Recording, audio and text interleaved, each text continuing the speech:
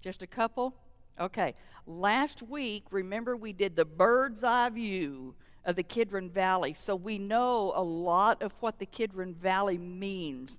It means turbid, and it means gloomy, and there's a lot of decision making that goes on, and there's a lot of death and trials that go on in this valley. So we are going to now take an event in the Bible and look at someone that had to cross the Kidron Valley. If you remember, we are studying the 7 valleys, 7 I have picked out, that represent a lot of the valleys that are in the Bible for us. And we've done Siddim, and we have done Eshcol, and today, last week we started Kidron, and we will continue that today. And then you can see we have 4 more, and I may add 1 more that I have found out about. So we'll see. Anyway, in every valley, God has a purpose to refine us and to make us into His image, and every valley He wants us to learn to trust Him. Does He give us things in our life which should cause us to trust Him more than we did last year?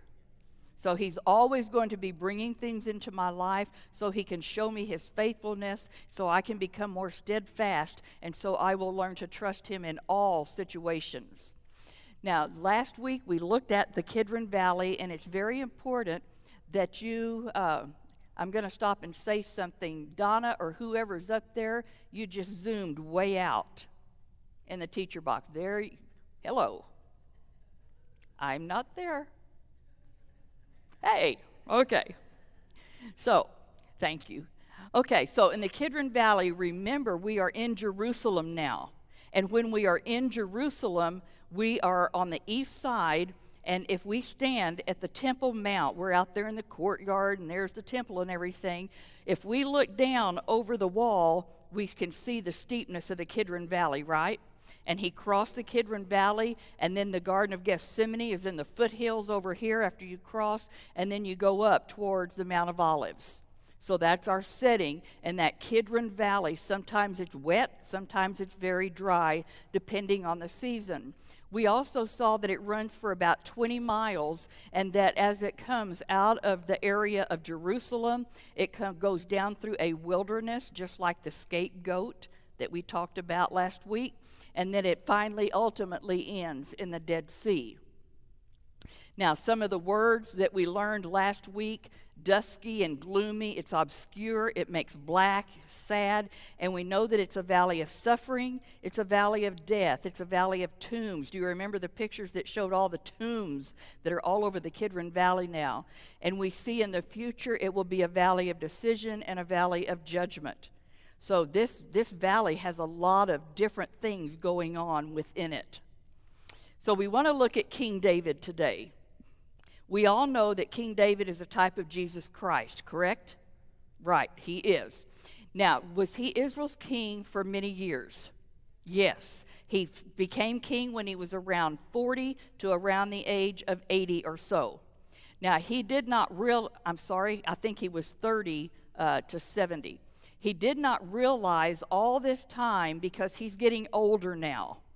We're more at this stage of his life. His kingship is going to be coming towards an end. And he doesn't realize that his son, Absalom, is leading a rebellion against him. So we're at that stage of David's life. Now, what is Absalom doing? What is his purpose? He is trying to overthrow God's anointed. Are you in danger when you do that? Yes, you are in serious trouble when you try to overthrow whom God has anointed.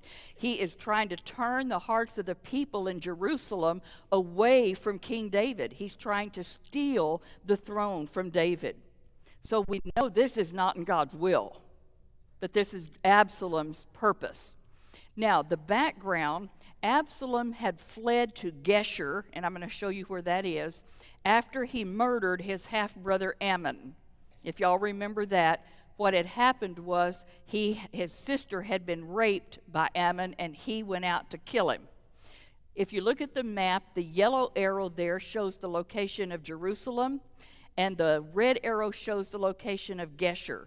So after Absalom killed Ammon, he went about 70 miles northeast of Jerusalem, and he's going to stay there for several years, because he knows his dad is not happy. And so he goes there to seek refuge. So Ammon had raped Tamar 2 years earlier, and just think, for 2 years, he is plotting revenge. 2 years. We are going to see perseverance and patience in Absalom that most of us don't have. He had a goal and things he wanted to accomplish, and he persevered. You and I have a goal. We're in a race, right? We are supposed to be focused on our goal, but yet we can get detoured and we lose perseverance and focus. He didn't. So he's planning the revenge of his sister for 2 years. Now, he stays in Geshur for 3 years after he murdered his half-brother. And he wants to go to Jerusalem now. But he cannot go because the king has to give permission. Because he has been a murderer, he has to have permission to even come back into Jerusalem. And King David won't do it until they use a woman, and then I think it's Joab that goes and convinces David to let him come back. You know, it's been long enough, let the boy come back. And David finally says, okay, I'll let him come back, but we're going to put restrictions on him. He has to stay on his own land, and he is not allowed to come to the palace. Now, is he talking about his own son? Yes, okay. But the restrictions are going to apply. So basically, it's like if you look at the graphic up here, he's on house arrest. And he says, can I go to the palace and see Dad? No, you cannot. So those are the restrictions that are placed on him, even though he's now allowed to be in the city of Jerusalem. He stays there 2 years, never allowed to see his dad's face. So he's staying in Jerusalem now for 2 years. How long has it been since he has seen his dad now? 5, because he was 2 years here and he had stayed over in Geshur. So Joab convinces David to see Absalom now because, you know, it's been 5 years since you've seen him. Maybe we can, bring together whatever was the problem and we can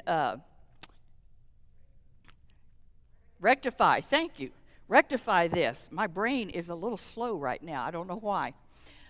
Okay, so it says then in 2 Samuel 14:33, the king summons Absalom. Did you have to be summoned by the king to come into his presence? Okay, and so he comes, he bows down, his face is to the ground before the king, and King David kissed his son Absalom. And you think, wow, this is great, they are making up. Well, what's going to happen next? Now the conspiracy is going to come into full bloom. And everything that Absalom's been thinking about, he is now going to execute. So conspiracy starts. David doesn't realize at this point he's going to lose his throne. He's going to lose his crown. He's going to lose his concubines. He's going to lose Ahithophel. Ahithophel is his most trusted friend and counselor. And he's going to lose his son Absalom. David is now going to enter probably the darkest period of his life. And he is older now. So the conspiracy plan is going to go into action, and we're in 2 Samuel 15, verses 1 through 6. And so we say, Absalom, what are you going to do? He says, for 4 years, do you see the perseverance? He has a goal. Is he going to stay focused on his goal? 4 years, he's going to undermine his dad in the eyes of the people. All this, the popularity that David has, he is going to undermine it, and he is going to get that popularity focused on himself, even though King David was God's anointed. 4 years he is going to do this, put his plan into action. So one thing that he does, it was very common in those days that a person that was important, when they were going to come into a city, they would have men running before them while they're in the chariot with the horses, and they would announce, like, who's coming. So he had people out there announcing, Absalom is coming into the city. Make way for Absalom. He had 50 men out running to announce him. Yeah, yes. So in 2 Samuel 15, let's see what else he's doing in verse 2. He would get up very early in the morning, and he goes and stands by the side of the road that's leading into the city gate. Now, were city gates very important in this day? Yeah, because that's where decisions were made. The king sometimes would be out there, and if you had a problem or a complaint, this is where you went, and then judges might be there, and things were decided there. So Absalom's going out there to the city gate. So someone would come with a complaint that they have, that they want placed before the king for a decision. And Absalom would call out to them, "What town are you from?" Because they would come from all over. And the person would answer, "Your servant." Do you notice whose servant they are all of a sudden? They're calling themselves the servants of Absalom. Your servant is from one of the tribes of Israel. And then he goes on, and Absalom would say to him, "You know, your claims are really valid. This is a great thing. This is wonderful that you come, but there is no representative of the king to hear you. But I will." Yeah, and so he's criticizing David's administration almost from the very beginning. So Absalom would add then to the conversation, "If only I could be appointed a judge in the land, everyone then who has a complaint or a case, they could come to me, and I would see that everybody gets justice." In other words, I'll be a better ruler, a better king than King David. So is he continually tearing down King David? Yes. So over the 4-year period, he's growing in power, he's growing in boldness, and he's deliberately taking loyalty from the king. That's what he's doing. Now, the fact that he had no character, he's going to be a leader. Does he have character? No. Does it matter? No. The fact he had no character wasn't important to most of the people, because they're like sheep, and they will follow anybody who tells them what they want to hear and give them what they want. And so that's what the people were doing. Now, H.L. Mencken says about a demagogue, I love this one who continues to preach doctrines out to the people that he knows are not true, and I'm preaching to men that I consider idiots. That's a very good definition. And then another person, James Cooper, says, a demagogue is a person who advances his own interest by affecting a deep devotion to the interest of the people. I'm so concerned about all your interest. So they really have that deep devotion. So his charm, his magnetism, he gets a devoted following in a 4-year period. Now, we can start putting this together, and it's been about 9 years since the murder. And so he is still at work. He hasn't changed. So even after he's reconciled to his dad, does dad think he and Absalom are reconciled? Yes. So, but he has no desire for the relationship with the father. None. He says, "I want my inheritance. I want your kingdom. But I don't want any relationship with you." That's like many people today who want to say that they're a Christian. Maybe they want the confirmation that they're going to heaven when they die, but they don't want a relationship. That's exactly what is happening here. I want what's coming to me. Sounds like the prodigal son, does it not? I want what's coming to me. I want your kingdom and I want your crown, but I don't want you. That's exactly what he's saying. So in 2 Samuel 15, verses 7 through 12, we might ask Absalom now, well, what are your plans? Because he's making final preparations to have a rebellion against his father. And he comes out and he says, we're going to have a military revolution against my father, King David. Now, do you see people also in the New Testament when Christ came? Do you see groups of people that were doing the same thing? Sure. So in 2 Samuel chapter 15, verse 7, at the end of 4 years now, Absalom goes to the king and he says, let me go to Hebron and fulfill a vow that I made to the Lord God. And you're thinking, that doesn't sound right. He says, while your servant was living at Geshur in Aram, and remember he had just committed murder, he said, I made a vow, and I said, if the Lord will let me go back to Jerusalem, I will go worship him in Hebron. Now see, this doesn't even make much sense to me, and I couldn't find any commentator that would address it. So I don't know exactly. If I can just go back to Jerusalem, I'll go worship you in Hebron. Okay, so the king said, go in peace. So he goes to Hebron. And what does he say? I'm going to go serve the Lord. Is that what he said? Yes. Now, this is where Absalom was born. And it's also, Hebron is where David first became king over the divided kingdom, right before he had the whole thing. And he was there about 7 years. If you look on the map, Hebron is just south of Jerusalem. So he's going to go a little bit south out of town, and he is now going to set up his military revolution. And he is going to announce his rebellion. Remember, trumpets were going to sound, and people were going to say, long live King Absalom, and call him by that name. At this time, he also is going to send spies out all over the country.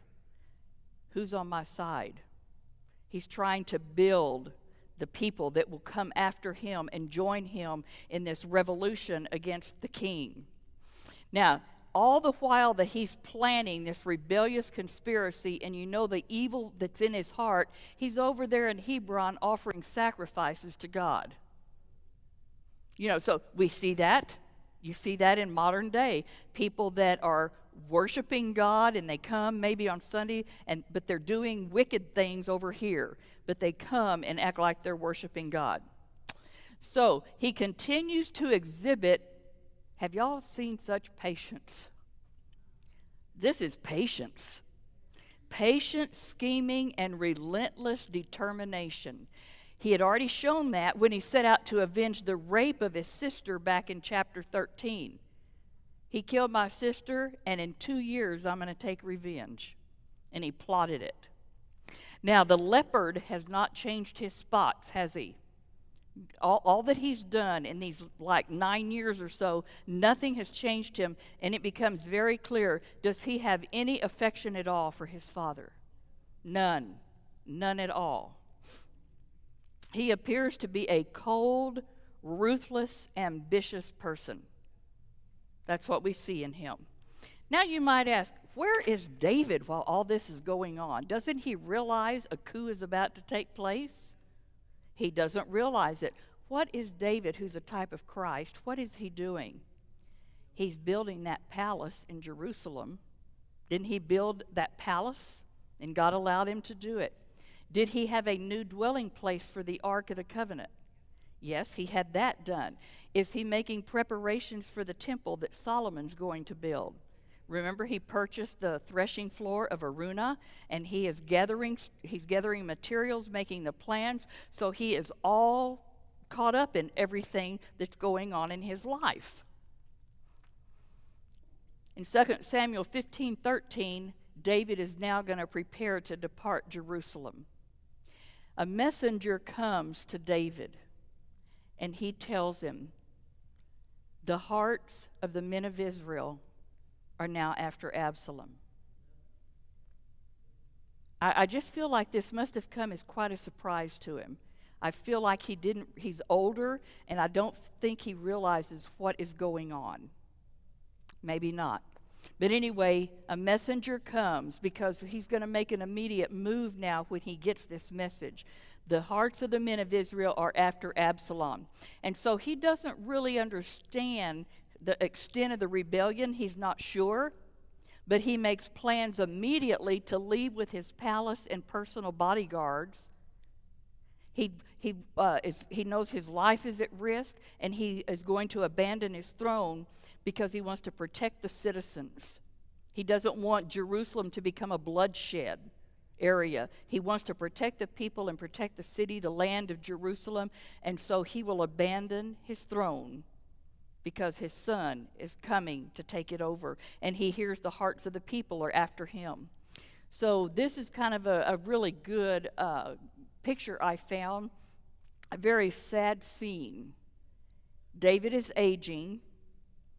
He's got his family. He has some personal bodyguards and some loyal followers. And they get all their stuff together, and they're going to leave Jerusalem because they know a coup, a rebellion is getting ready to take place. So he's willing to abandon his throne, leave his palace, leave his glory. Y'all see that? Yes. And so they are going to leave Jerusalem. Can you imagine how heartbroken he must be? His eyes are downcast, the Bible tells us, and his clothes are torn in mourning. And he's going to go out of that city gate now that David had taken himself in battle when he got the city of Jerusalem from the Jebusites. Remember, the Jebusites were one of the last strongholds in the Promised Land. Joshua never could get it. But God allowed David to conquer the Jebusites, and it became the city of David, God's city, Jebus, and then on to Jerusalem. So David had been the one to take it, and now he's leaving through those gates that God had given him years ago. They are heading for where? The Kidron Valley. Now, if you think of the old city of David, which is all there was at this time, remember, it looks kind of like a footprint.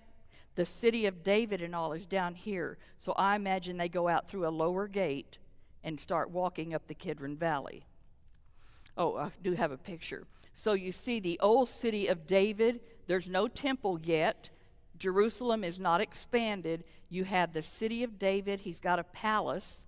And then you can see the Kidron Valley. And now as they cross the Kidron Valley, they will start ascending up the Mount of Olives. He's going to take that path as he leaves.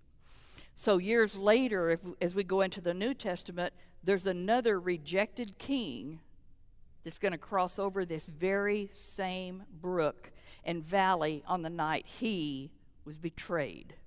I mean, you just look at the life of David, and you see so much of a foreshadowing of what was going to happen in the life of Jesus Christ. In John 18, we had this scripture last week. It says, when Jesus had finished praying, he left with his disciples. He left with his people. That's what David's doing. And he crossed the Kidron Valley. And then Jesus, there was a garden there, which is the Garden of Gethsemane, in the foothills of the Mount of Olives. And he went into it and prayed. In 2 Samuel 15:17, it says, now the king is going to go forth, and all the people after him. Wait, I thought all the people were with Absalom. We're going to find out David does have a following. And they are going to go up the Kidron Valley, cross over it, and they're going to tarry out there somewhere waiting to hear what's going to happen and what they should do next. But listen to the people that are with David. All of his servants passed before him, and we have Cherethites, we have Pelethites, we have Gittites. And you think, who are they? They're from the land of Philistia. Was this one of their major enemies? This is where Goliath was from. And so these people, they are Gentiles. And they are the ones leaving with King David. 600 of them who had followed him from Gath. Do you know how old he was when he was over here when Saul was chasing him? He was much younger. And he has this following of these people that are still following him. Now, is that not amazing? Because they were the enemy. But now we have all these Gittites and Pelethites and Cherethites, and they are Philistine soldiers. But now they're following King David. They pledged their loyalty. They had been following him for years. They are not recent followers. They are still with their king. So they had come with him from Gath. You've read about David and his mighty men. These are some of the mighty men.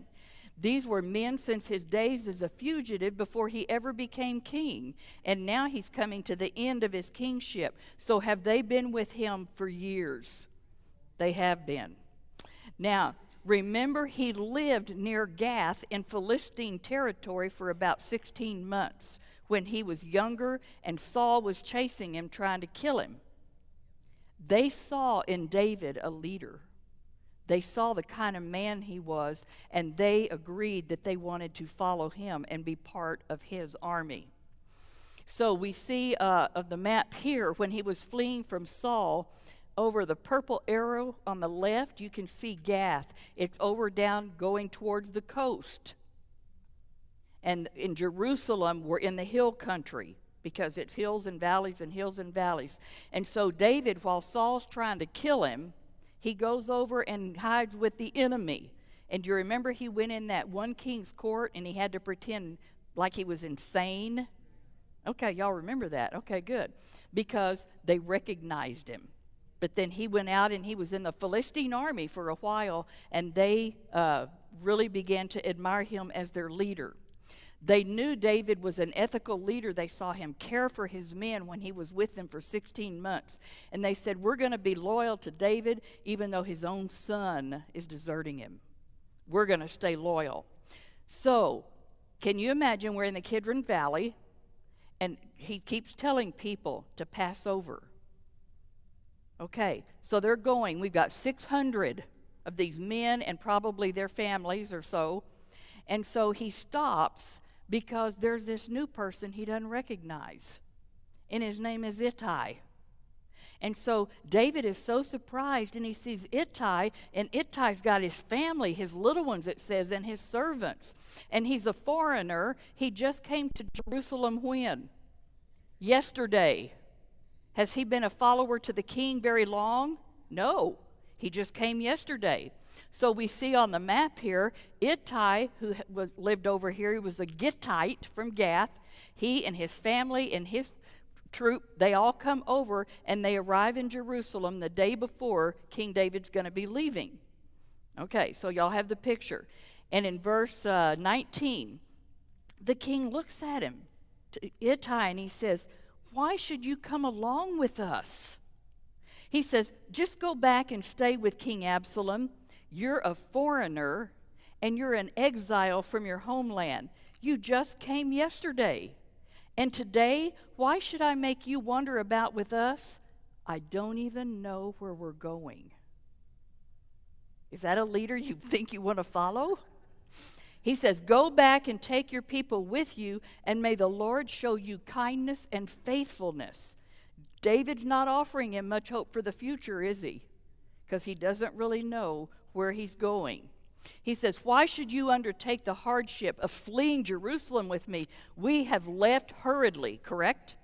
We're leaving in a hurry. We don't know exactly where we're going. Absalom and his troops may be coming after us. Do you think Ittai really understands his commitment? That I want to follow you. David could only offer this man hardship. Do y'all see that? He doesn't know. We're going to go out and wander the mountains of Israel, and I've been rejected. Yeah, we're try to go into hiding. But listen to Ittai in verse 21. This shines in biblical history.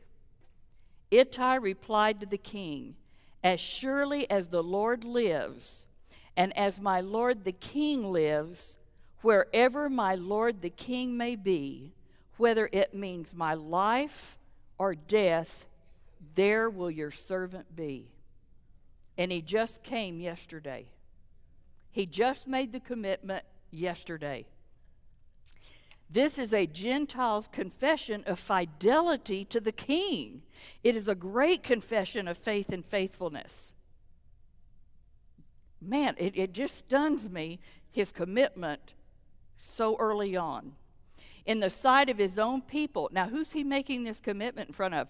All those Gatites and the Cherethites and the Pelethites from the land of Philistia. He's showing loyalty. He's making a public commitment that I will be a follower of David the king, whether it means my life or death. I will follow you everywhere. It's remarkable loyalty, especially when you consider he just came. Those others have been following him for years. Many Gittites probably loathed David. He defeated and killed their champion, Goliath. And now the own people, all the Jews that are following Absalom, they are in open rebellion. And I'm choosing to go follow the rejected king we don't know where he's going, and he doesn't either. So this makes a profound commitment to a rejected king. Is that what many of those in the New Testament had to do with Jesus Christ? They did. So God seems to be first in his life, even though he just came yesterday. But David is the God-ordained king of Israel, and I will be faithful no matter what. That's the mentality and the mindset of him. He said, I don't care if you're a king in a plush palace or you're a deposed, rejected king out in a little church out in the country. I'll be with you, no matter what. So he was once an enemy, right? Because he was a Gittite. But now he's going to ally himself with David publicly, and he's making a commitment. I've changed sides. I'm not with them anymore. I am with David the king. So he was in exile. He was born in a different kingdom, and he's transferred his life into the new kingdom, which is the kingdom of David, God's anointed king. Reminds me of Colossians 1, and I'm not sure of the verse. It says, he delivered me from the kingdom of darkness, and he has translated me into the kingdom of his dear son. This is exactly what was happening. Did he count the cost? Remember, there's an old song we used to sing, have you counted the cost? He says, I will stay with you, David, in life or in death. My life will be different from this point on. That is a commitment to the Lord Jesus Christ. So he had 3 key issues settled in his life. I know who my king is, I know where my allegiance belongs, and I know to whom my life belongs. And he made a solid commitment in front of everyone. So Ittai illustrates for you and I, and y'all may not have never heard of him before this lesson. You may not have ever read about him, or if you did, you kind of skipped over his name and went on. He illustrates Christians who are willing to lose their lives just to be in the presence of the King. I just want to be in your presence wherever you are. They have nothing if they don't dwell in the King's presence. They've left all, including, I'm leaving all my goals. I leave all my ambitions. I leave everything that I want, my pleasure, my entertainment, everything that I want to follow you. And I want to be in your presence, do what you want me to do, go where you want me to go. Now for you and I, our lives should be markedly different after we have made a public profession to Christ. They should be different. Certain desires in certain places should no longer interest me. I have no desire. Certain TV shows you should not be watching anymore. Certain magazines, certain books, you should have no desire for them anymore. And as you surrender to the Lord Jesus Christ, He will convict you of things you're watching and reading, things you're doing, things you're saying, people you're associating with, and He will bring conviction on you to let it go. And in obedience, you will get a blessing. And then He may ask you to give up something else. You say, I want to follow you, really. I want to be pure. I want to pursue holiness like I'm supposed to. He'll say, well, then you need to give this up. And let's see if you're obedient. And that's what He's doing here. Am I prepared to accept that sacrifices are going to have to be made in my life? Sacrifice of time. Sacrifice maybe of some of your money that needs to go towards other things, to ministries and so forth, instead of being spent on ourselves. This is a very dark hour for David, and almost all of his people, the nation of Israel, have deserted him, and they're going off with the king who is not supposed to be king. The foreigners are declaring their loyalty, and they're putting their life at risk for David. So David and Ittai have this conversation, and it says David could hardly speak. He sees the commitment in somebody that just came to him and what he's willing to do, what he's willing to give up. And David says to him, go ahead and pass over, cross over. He's talking about the Kidron Valley. 9 times in a few verses, if you go back and read this chapter, mark every time it says crossover or Passover. That's what he's telling the people. If you're going to follow me, you're going to cross over. So Ittai, it says his men, and he has little ones with him. And they all passed over. So David remained. He lets all of his people pass first, and he's going to bring up the rear. He's going to put himself between his people and that army of rebellion that's coming.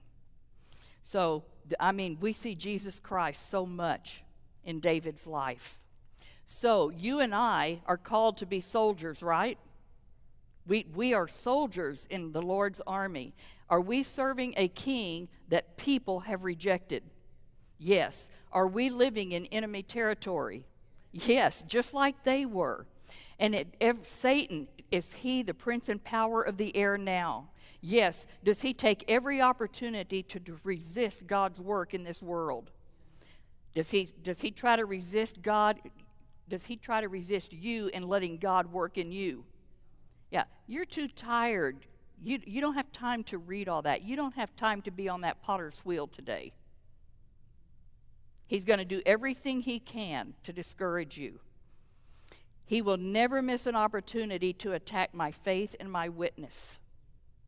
He's always laying little traps for you and me to try to catch us. Always. So that we will do something to kind of bring a black mark on our testimony. So it says, Paul told them, you are in the army of the Lord, and you are to endure suffering along with him as a good soldier of Jesus Christ. He says, no soldier that is in active duty. Are we in active duty? Yes, we have breath, right? We're still alive. No soldier in active service entangles himself in the affairs of this everyday life so he may please the one who enlisted him as a soldier. Who enlisted me? Jesus Christ. Am I to be pleasing him in everything I do and say? Yes. And I love this verse because you and I are going for a prize, correct, at the judgment seat of Christ. Are we told what we're supposed to be doing in this life now? And it says, if anyone is competing as an athlete, he will not receive the victor's crown unless you compete according to the rules. We cannot expect to get up there and say, whoo, I'm here, where's my crown? Right? Okay.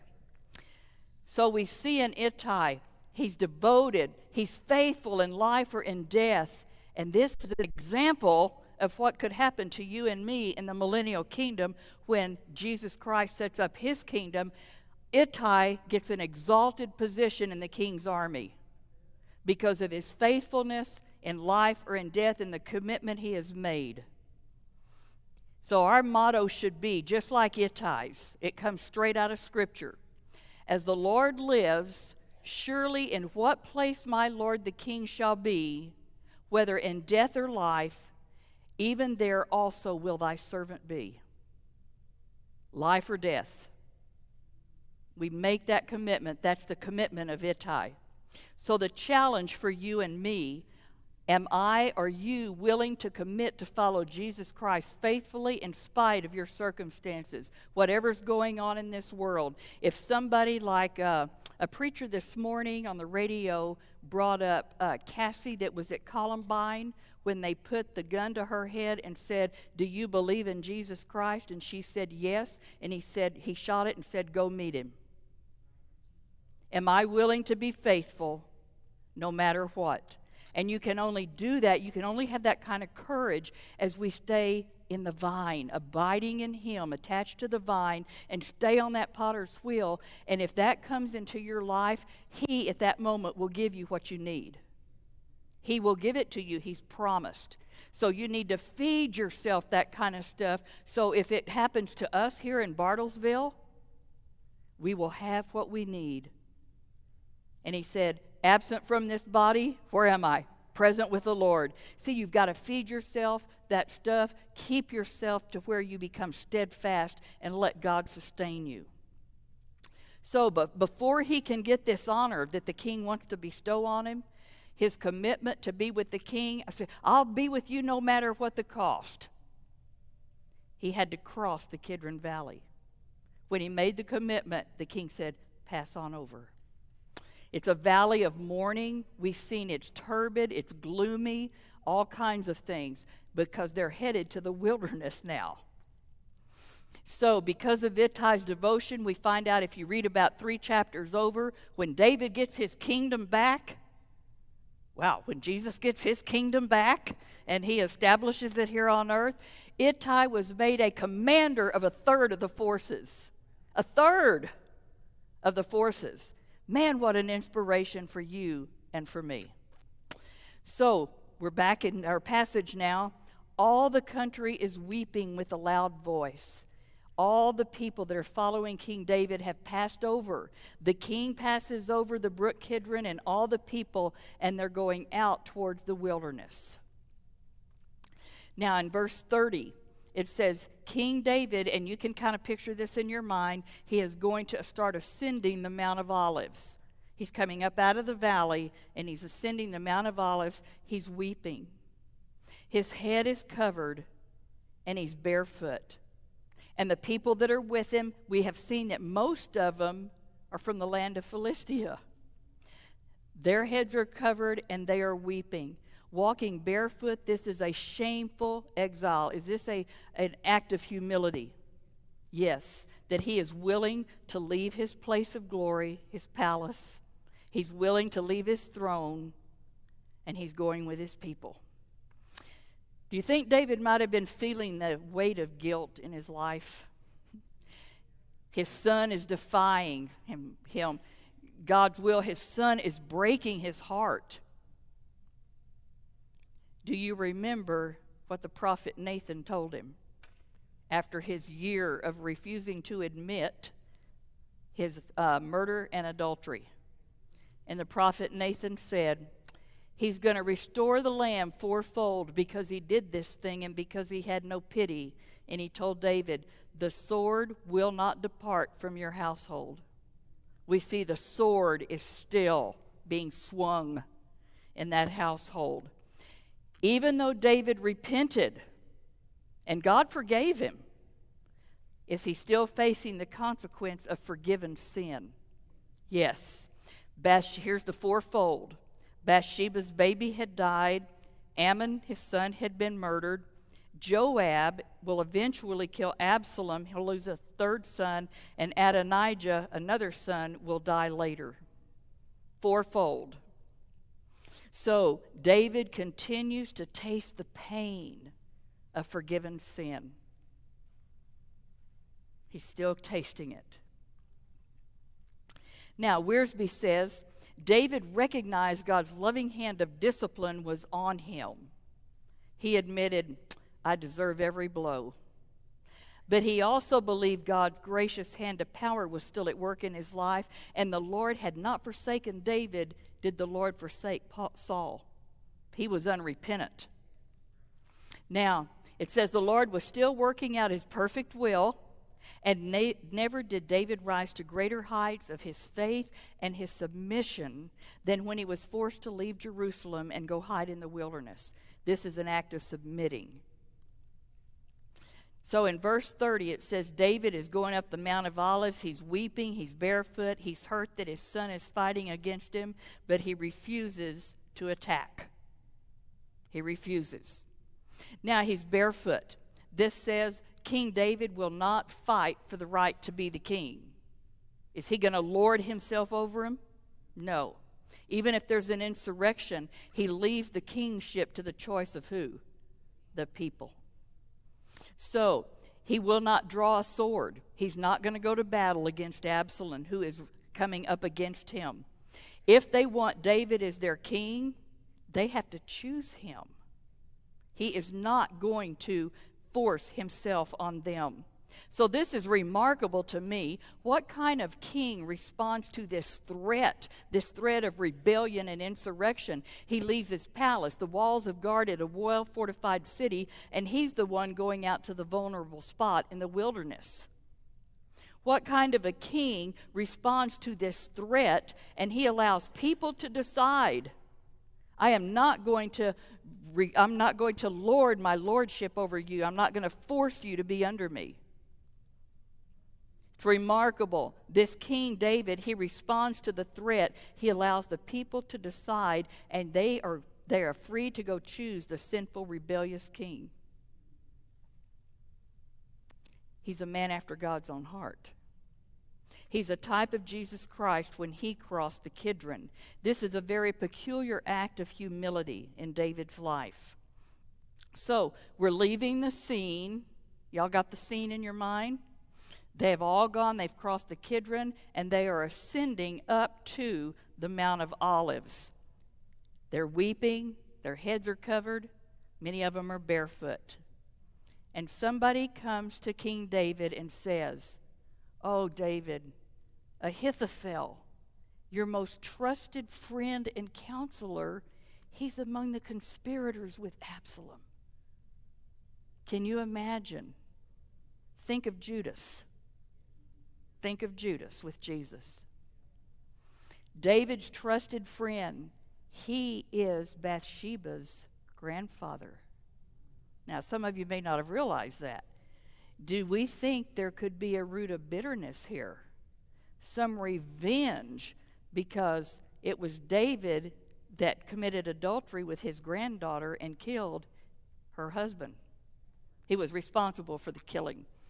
So here is David's prayer when he finds that out. Oh, even my most trusted friend, he's gone to the other side. What does David do? Here's his prayer. Turn the counsel of Ahithophel, my traitor, into foolishness. That's what he says when he finds it out. You know how it must have pierced his heart. But he prays to God, whatever Ahithophel advises Absalom, turn it to foolishness. In Psalm 55, David wrote this psalm, but you hear him talking about Ahithophel just like Jesus would be talking about Judas. For it was not an enemy that reproached me, then I could have borne it. Neither was it he that hated me that did magnify himself against me. Then I would have hid myself from him. But it was thou. You are a man my equal. You were my guide. You're my acquaintance. We took sweet counsel together, and we walked unto the house of God in company.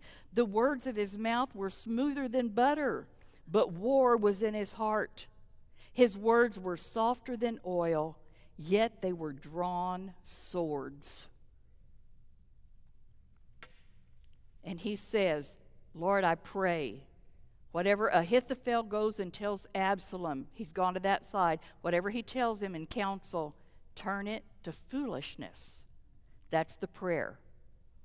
Now, we're going to see that's going on there, but we're going to see what's going on with David. So David is on the top of Mount of Olives. Can you kind of picture that? He's just heard that his best friend is turned against him. And what's he doing? He's worshiping God. Is he praising God in all circumstances? Yeah. So he's up there worshiping God, and he says, turn the counsel of Ahithophel into foolishness. And look, there's Hushai. He's an Archite. He's another Gentile. And here's Hushai. He came to David. He shows up as the answer to the prayer. His coat is rent, his toes are clone, and he's got earth on his head. And he's standing up there at the top of Mount of Olives, ready to be the answer to the prayer. So this is David's friend. He's been a counselor to the king. And he is going to be a key player. Y'all need to know his name. You probably didn't know it before. Hushai. He's going to be a key player to... He's the answer to Absalom's prayer to turn the counsel of Ahithophel into foolishness. So here's what David tells him. I want you, Hushai, I want you to go back to the city, and you're going to work your way into the palace where Absalom is. And you tell him, I want to be your servant, O king. And he says, you're going to offer your allegiance to Absalom. And he says, you tell him, as I have been your father's servant, so now I'm going to be your servant.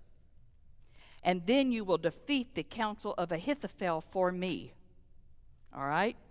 And he thinks, wow, isn't it wonderful to be the answer to somebody's prayer? Yes. Now, so he's going to go as an undercover spy agent. So you can just see this. He's undercover. because he's going into enemy territory. And he said, "You're putting your life in jeopardy, but we are trying to thwart the conspiracy to kill King David and steal his throne and take it." So Hushai, is he willing to risk his life? For the sake of the king and his kingdom, he will. He's willing to risk his life. So, but here, this is wonderful, because David says, now you're not going to be alone. He says, we have other people on our team who are also spies. He says, there's two priests there in Jerusalem. One is Zadok. One is Abiathar. And they're priests, and they are the priest in Jerusalem. Now, they don't have the temple yet, right? But they're doing sacrifices. They have the Ark of the Covenant. So these are priests, Zadok and Abiathar. And you're over here in the palace with Absalom and Ahithophel, the traitor.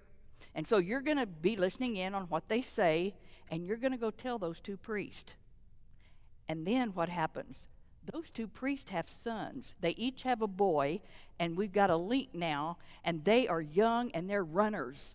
And so you are going to get the counsel of Ahithophel turned to foolishness. You're going to hear what's going on. You tell the two priests, they tell their two boys, and they run, and they come tell me. They go tell King David. So we have 5 people that are on our team here. So as he had done with Zadok and Abiathar and those 2 sons, he does with Hushai. You go back to Absalom in Jerusalem, and you're going to pretend that you're serving him. You're going undercover. Now, these are 5 men that are taking risks for the sake of the Lord and the kingdom, but they consider it an honor to serve their king because we're trying to help restore David's kingdom to him. All right. Now, what is the goal? What's our goal? We're going to turn the counsel of Ahithophel into foolishness. That's the goal here. Now, it tells us at the very last verse of chapter 15, David's friend Hushai, he's arriving in Jerusalem, and Absalom, remember he's been in Hebron, building his forces, and now they are coming to Jerusalem. So next week we'll find out what's going on in Jerusalem. Today we're going to find out what's happening to David and his group that are going on towards the wilderness. We can't do both in a few minutes. Okay, so we're just going to follow David for a few minutes. David is now, he's got his group. Remember, they were on the top of Mount of Olives, and now they're going to start heading down and go out. They're ultimately going towards the Jordan River. So he meets a guy named Ziba, and God is going to meet David's needs through Ziba. Can you imagine how much this group of people need? Have they left quickly? Yeah, they left quickly. So, but we've got a guy that's going to come. Satan's going to use him as a serpent to deceive David at this time. So through Ziba's lives, Satan's going to attack David, and David is going to fall right into the trap. Yeah, it's bad. So Ziba is one of Saul's land managers. He's a custodian of Jonathan's crippled son, Mephibosheth. So this is the guy that's been taking care of Mephibosheth. Did David have a relationship with Mephibosheth? Yes. David knew Ziba, but he says, I also know that guy's an opportunist, and he has evil motives sometimes. So David is a little past the top of the hill, so you can see that. Ziba, the servant, he meets him up there. Now, how did he know David was going to be there? Anyway, he meets him up there, and he's got some donkeys, and he's got loaves of bread, and he's got bunches of raisins and summer fruits and a bottle of wine. I mean, he's prepared, isn't he? He's prepared with all this stuff right at the right time. The king said, Ziba, why did you bring all this? What are you doing here? And he said, well, these donkeys are for your household to ride on, and I've got bread and fruit for your men to eat. The wine is to refresh those who become exhausted in the desert. He knows he's going to the desert. Wow. Now, the king said, where's your master's grandson? He's talking about Mephibosheth. And Ziba said to him, oh, he stayed in Jerusalem, because he thinks, oh, today the house of Israel is going to give me back my grandfather's kingdom. Can you say liar? That is not true. This is the part that's not true. Now the king said to Ziba, behold, everything that belongs to Mephibosheth is yours. You can't believe he's saying that. And so then Ziba says, oh, I prostrate myself. May I find favor in your sight, my lord the king. He can hardly believe that was that easy. And now he's been given everything that belongs to Mephibosheth. This encounter met an immediate need of David and his people, but it creates a problem. We've got a real problem here, and it won't be settled until David gets back on the throne. Are there many problems today that won't be settled until Jesus is on the throne? Yes.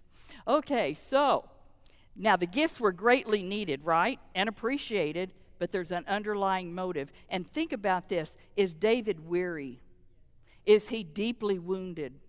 And so he accepted Ziba's story, no questions, and it will later be discredited, and David's going to have to undo, but after he gets back in the kingdom.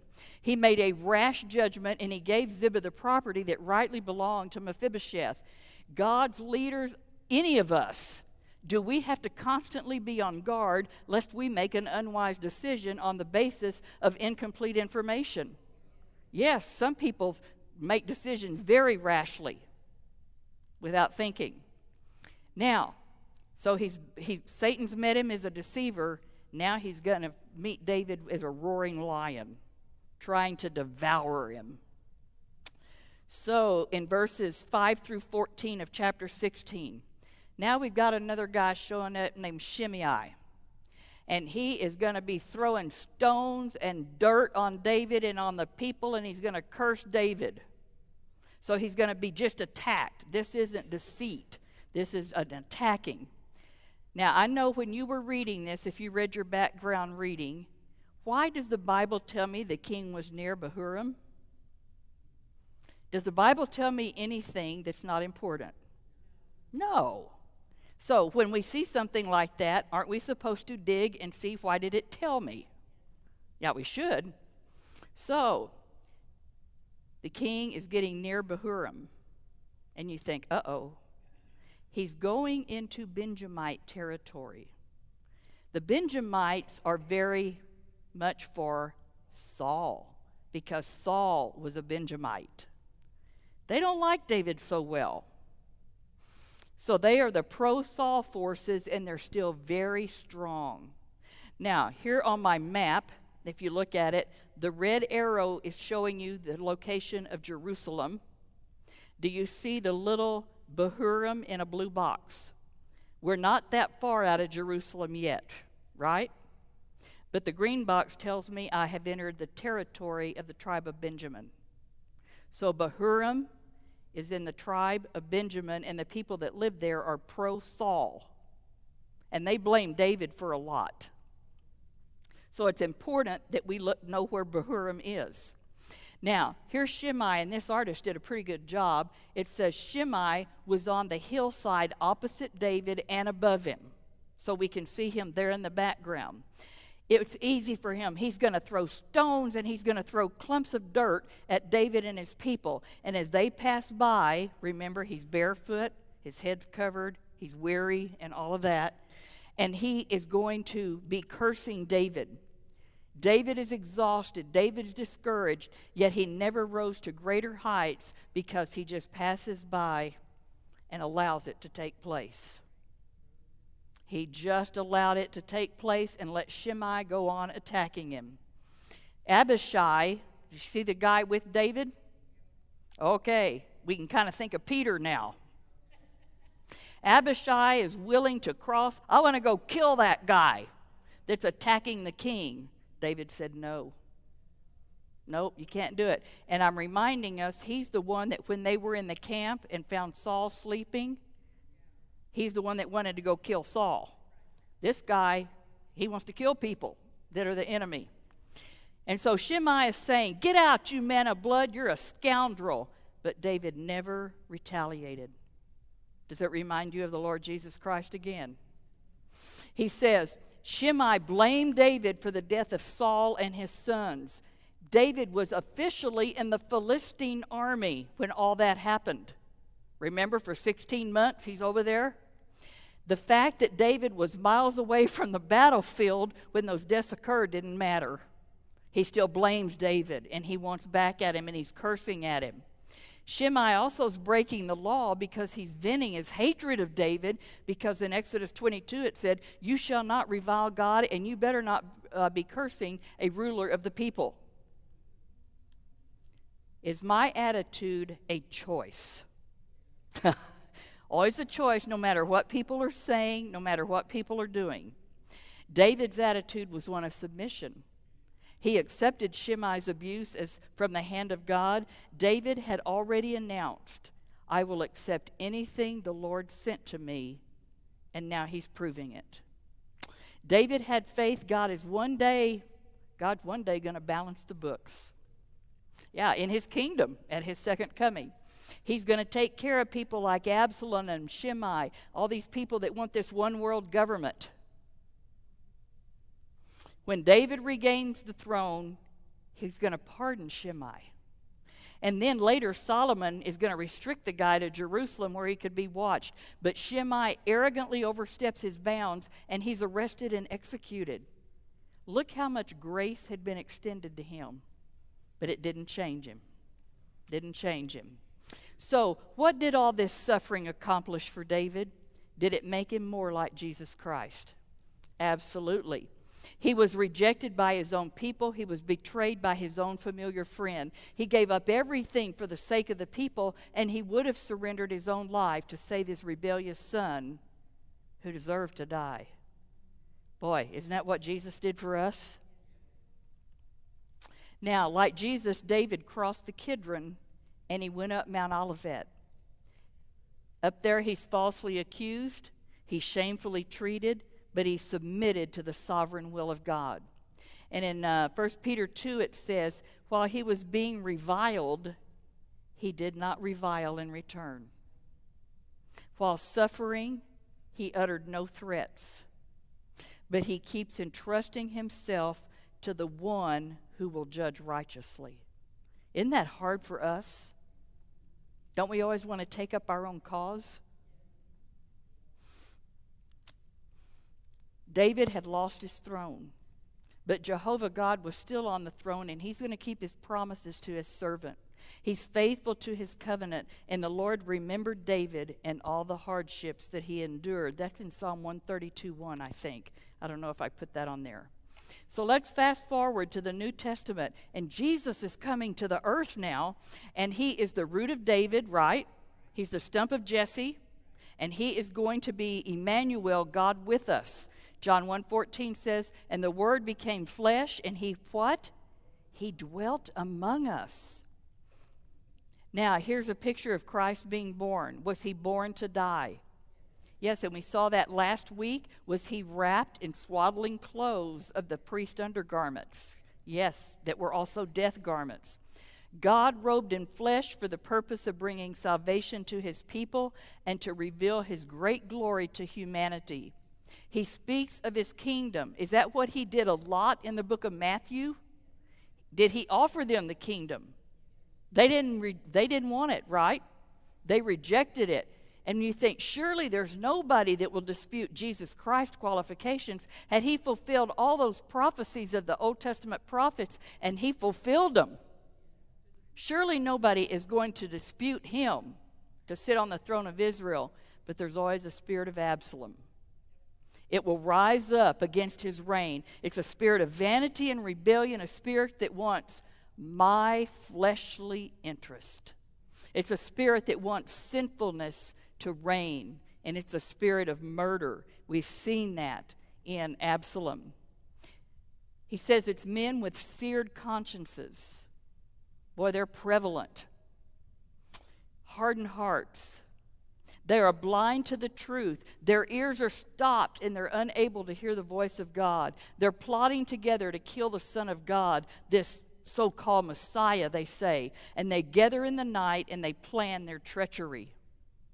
We saw that as Jesus Christ's life was coming to an end. But he humbled himself by entering into Jerusalem on a donkey. Do you remember Ziba that brought him the donkey and said, "This is for the king to ride on"?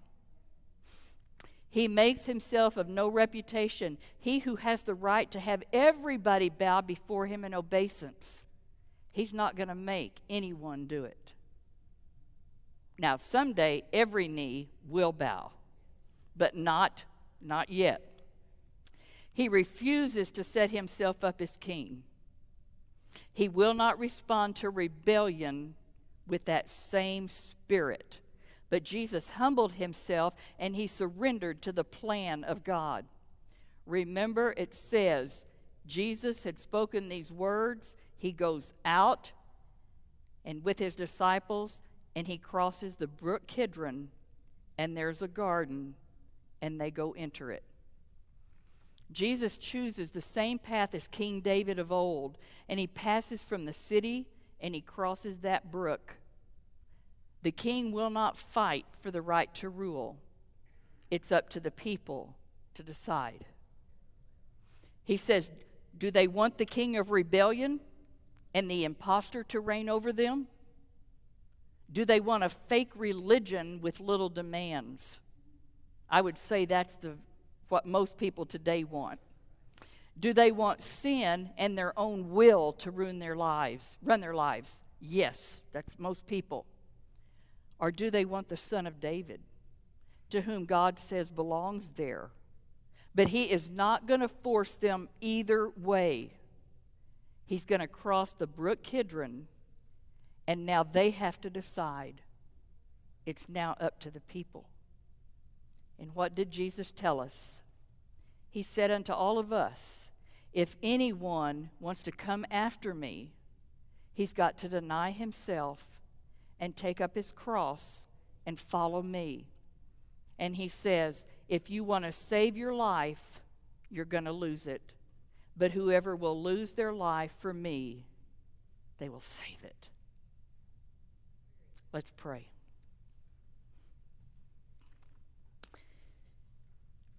Father, I want to thank